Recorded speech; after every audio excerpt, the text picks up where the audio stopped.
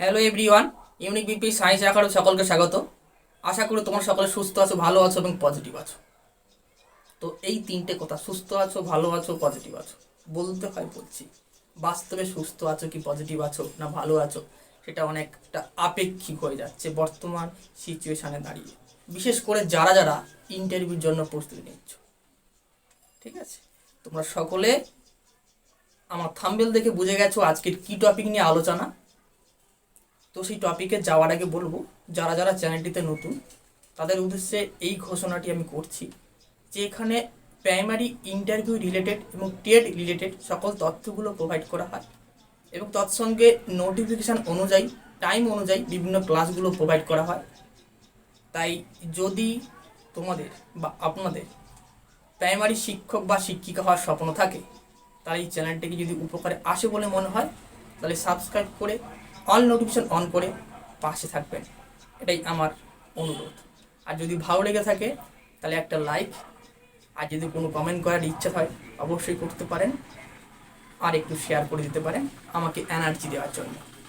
যাই হোক, আর যারা পুরনো একদম প্রথম থেকে আমার চ্যানেলটিকে সাপোর্ট করে আসছো, তাদেরকে অন্তরের অন্তঃস্থল থেকে অনেক ধন্যবাদ। যাই হোক, প্রথম কথা হচ্ছে কি, যে আজ আমি যে ভিডিওটা নিয়ে আলোচনা করছি সেটা হচ্ছে আমাদের যারা যারা প্রাইমারি ইন্টারভিউর জন্য তোমরা প্রস্তুতি নিচ্ছিলে, তাদের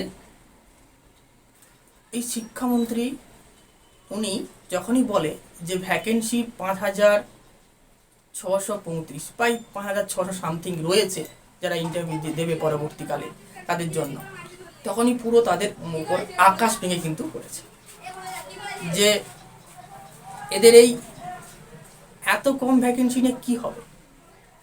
আমরা সকলে ভেবেছিলাম 50,000, কোথায় 50,000 না হোক 30,000 তো মিনিমাম আসবে, 25,000 20,000 তো আসবে। 5,000, 10 গুণ কম তো চাকরি আমরা পাবো না। যারা যারা ইন্টারভিউর জন্য প্রস্তুতি নিচ্ছিলে তারা অনেকটা নেগেটিভ হয়ে গেছে। তো আমি এখন বলবো যে বাস্তবে কি সত্যি 5,000 ভ্যাকেন্সি আছে, বা সত্যি যখন নোটিফিকেশান আসবে তখন কি 5,000 আসবে, না তার থেকে বেশি আসবে, এর বাস্তবতা কথা এবং কেন তার লজিক দিয়ে বলে দেবো। তার আগে বলবো তোমরা কেউ নেগেটিভ হবে না, শেষ পর্যন্ত অবশ্যই দেখবে। অনেক সময় তো এদিক ওদিক অপচয় করেছো বা সময়টা কাজে লেগেছে, তবুও সিস্টেমের জন্য অপচয় হয়ে গেছে। তো আর 2 মিনিট আমার কথাটা মন দিয়ে শোনো। যদি মনে হয় যে এটা ভ্যালিডহীন তাহলে স্কিপ করে চলে যেতে পারো, ঠিক আছে। প্রথম কথা হচ্ছে, আমি বলছি নেগেটিভ হবে না, নেগেটিভ লাইফটাকে শেষ করে দেয়, আর অনেক সময় পজিটিভনেস লাইফটাকে ধরে রাখে। যেমন আমি একটা উদাহরণ দিই, তোমাদের ধরুন একটা বাড়ি রয়েছে আর তোমাদের পাশেও একটা বাড়ি রয়েছে, দুটো বাড়ি কিন্তু পাকার বাড়ি এবং দোতলা, তিনতলা, চারতলা, অনেক উঁচু বাড়ি। ধরো 4তলা বাড়ি রয়েছে, এই দুটো বাড়ি, এখানে বাড়িটা শেষ আর এই বাড়িটা এখানে শুরু, মাঝখানে এতটা গ্যাপ, ঠিক আছে। আর তোমাদের বাড়ির ভেতরে একটা রুম রয়েছে, সেই রুমের ভেতরেও এপাশ থেকে এপাশে গ্যাপ কিন্তু এতটা। সেই রুমের ভেতরে আমি একটা এই ইটের মতন লম্বা করে একটা পিলার ফেলে দিলাম, পিলার যেগুলো হয় আর কি সিমেন্টের, মানে প্লাস্টার করা পিলার। তো তোমাকে যদি বলা হয় ওর উপরে হেঁটে যাও, মেঝেতে পা না দিয়ে তোমরা হেঁটে এপাশ থেকে ওপাশে ইজিলি চলে যাবে, তোমার হাতের কাজ, এটা তো স্বাভাবিক ব্যাপার, যে কেউ পারবে, হয়তো বাচ্চা ছেলেকে দিলেও সে পারবে, ঠিক আছে। ঠিক ওই পিলারটি তুলে নিয়ে গিয়ে তোমাদের আর তোমাদের পাশের বাড়ির মাঝখানে যে একই গ্যাপ ছিল তার উপর দিয়ে দিলাম, এ পাশ থেকে ও পাশে দিয়ে বললাম এই পিলারের উপর দিয়ে ও পাশ থেকে ও পাশে যা। তো তুই বললি বলে কিছু মনে করবেন না, এটা জাস্ট বোঝার জন্য বললাম, এ পাশ থেকে ও পাশ থেকে চলে যা বা চলে যান, যাই হোক সেটা আলাদা বিষয়।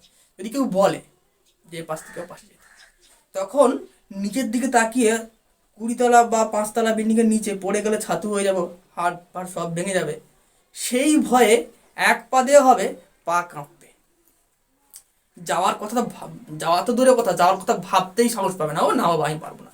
কিন্তু ভেবে দেখো তো, ওই পিলারটি কিন্তু তোমার বাড়ির মেঝেতে পাশ থেকে পাশ দিয়ে দিতে তুমি হামেশা একদম চলে গেছো। এর মানে এটাই, একই চওড়া পিলার তুমি তোমার মেঝেতে চলে গেছো, কিন্তু ওই বাড়ির ছাদ থেকে পাশে যেতে পারলে না। এটাই হচ্ছে fact of negativity and positivity. Positive thinking আর নেগেটিভ থিঙ্কিং। যখন তুমি ওই মেঝেতে যাচ্ছিলে তখন তোমার ভরসা ছিল যে আমি যদি কালকে পড়েও যাই সাইডে কি রয়েছে, মেঝেতে পড়বো, আর ওখানে কি আমি যদি পড়ে যাই মরে যাব। ওই যে নেগেটিভিটিটা, আমি পড়ে যাই মরে যাব, ভাবছি কেন মরে যাবো, আমি চলে যাব, আমি তো চলে যেতে পারি ওইটুকুর মধ্যে দিয়ে, ভাবছি কেন আমি পড়ে গেলে মরে যাব, কারণ নেগেটিভিটি কাজ করছে। আর এখানে কি কাজ করছিল, পজিটিভ, যে আমি পড়লেও আমার কিছু যায় আসে না। তো এটাই হচ্ছে thinking of the negative and পজিটিভের ডিফারেন্স। তাই কোনো সময় নেগেটিভ থিঙ্কিং করলে কিন্তু যে কোনো কাজ, সহজ কাজ কঠিন হয়ে যাবে, আর কঠিন কাজ কিন্তু সহজ হয়ে যাবে যদি পজিটিভ থিঙ্কিং করি। যাই হোক, আমি জানি এই সিচুয়েশানে দাঁড়িয়ে পজিটিভ থিঙ্কিং করা খুব ডিফিকাল্ট, তবুও করতে হবে। যাই হোক, তোমরা তো অনেক রেগে গেলে, অনেক কথা বলে ফেললাম। এখন মেন টপিকে, যেই 5600 ভ্যাকেন্সি কি সত্যিকারে রয়েছে? আমি বলবো তোমরা নেগেটিভ হবে না, ভালোভাবে পড়াশোনা করো যেমন করছিলে। এই ভ্যাকেন্সিটা কিন্তু নেই। যখন ভ্যাকেন্সি বেরোবে 50,000 না হোক, মিনিমাম 15+ ভ্যাকেন্সি, 15,000 প্লাস ভ্যাকেন্সি বেরোবে। ঠিক আছে? কি করে দাদা বা কি করে স্যার আপনি বলছেন, লজিক কোথায়? লজিক দিচ্ছি। 1 নম্বর, এই ভ্যাকেন্সি যে বললো এটা কবে করে ভ্যাকেন্সি? এটা হচ্ছে 2017 রিকোয়ারমেন্ট হয়ে যাওয়ার পরে, মানে গতবারে যে রিকোয়ারমেন্টটা হলো এটা 11,000 সামথিং, তার মধ্যে থেকে 9,000 কেটে দুটো পাস করে হলো। যাই হোক না, 11,000 মতন রিকোয়ারমেন্ট যেটা হচ্ছিল, ওটা হওয়ার পর যে বাকি ভ্যাকেন্সিটা থেকে গেছিলো সেটা ছিল 5,600 সামথিং। সেটাই হয়তো উনি বলেছে। তারপরে পঞ্চম শ্রেণী যুক্ত হয়েছে, তার জন্য কত ভ্যাকেন্সি এক্সট্রা এসেছে। তারপরে এই 2 বছরের মধ্যে কিছু টিচার অবশ্যই রিটায়ার হয়েছে, তার জন্য কিছু ভ্যাকেন্সি এসেছে। এই যে আরও এদিক ওদিক থেকে অনেক ভ্যাকেন্সি কিন্তু এর মধ্যে যুক্ত হবে, বলি মিনিমাম 15,000 প্লাস ভ্যাকেন্সি বেরোবে। তো উনার কাছে মাইন্ডে সেট ছিল সেই গতবারেরটা যেটা আছে, আরও কি ভ্যাকেন্সি আসবে, যখন রিক্রুটমেন্ট প্রসেস শুরু হবে, ভ্যাকেন্সি চা হবে, নতুন করে আরও ভ্যাকেন্সি ইনক্লুড হবে, সে তথ্য কিন্তু ওনার কাছেও নেই, কারোর কাছে নেই, তাই তো? তো এই জন্য উনি যেটা বলেছে ওটা কিন্তু পুরনো ভ্যাকেন্সি কথা, অর্থাৎ নতুন করে যখন বেরোবে তখন কিন্তু এত কম বেরোবে না, অনেক ভ্যাকেন্সি কিন্তু ইনক্রিজ হবে। আর এত কম বেরোলে কেউ ছেড়েও দেবে না, তোমরাও ছেড়ে দেবে না আশা করি। এত কম বেরোলে ধর্না ফন্না অনেক কিছু হবে, ছেড়েও দেবেন। আর ভোটের আগে এত কম ভ্যাকেন্সি বের করালে সরকারের ভাবমূর্তি খারাপ হবে। তো আমি এটুকু ভরসা দিচ্ছি, যখন ভ্যাকেন্সি বেরোবে 5,600 নয়, বেশি বেরোবে। তাই যেই স্পিডে পড়াশোনা করছিলে সেই স্পিডে করে যাও, আর যারা করছিল না তারা কিন্তু পড়াশোনা করা শুরু করো। আবারও বললাম, ওই উদাহরণটার মতন নেগেটিভ হবে না, পজিটিভ থাকো। আমি বলছি এই যারা যারা পাস করে আছো, এই রিকোয়ারমেন্টটা পর্যন্ত পজিটিভ থাকো।